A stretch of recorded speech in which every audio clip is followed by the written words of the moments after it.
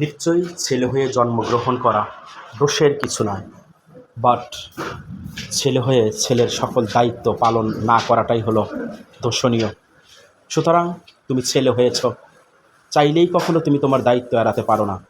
তোমাকে অবশ্যই তোমার উপরে যে দায়িত্ব, তোমার উপরে যে কর্তব্য, তোমার উপরে যাদের হকগুলো রয়েছে, ঝড় হোক বৃষ্টি হোক, মাথা ব্যথা হোক, পরিস্থিতি খারাপ হোক ভালো হোক, তোমার ভালো লাগুক অথবা খারাপ লাগুক, তোমার জায়গা থেকে সেই দায়িত্ব, তোমার উপরে যেই মানুষগুলোর হক, সেগুলো তোমাকে পরিপূর্ণ আদায় করতেই হবে।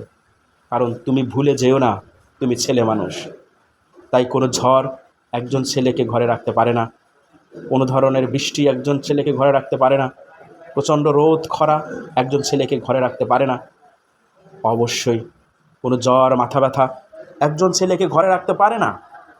তাই তার উপরে যে দায়িত্বগুলো রয়েছে, সেই দায়িত্বগুলো অর্পণ করে জন্য, সেই দায়িত্বগুলো সঠিকভাবে পালনের জন্য তাকে ঘর থেকে বাহির হতেই হয়।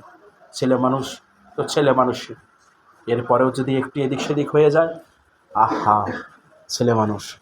আল্লাহ তাআলা সকল ছেলেদেরকে ভালো রাখুক, সবসময় আরও বেশি কষ্ট সংগ্রাম করার তৌফিক দান করেন, আরও বেশি ধৈর্যশীল হওয়ার তৌফিক দান করেন।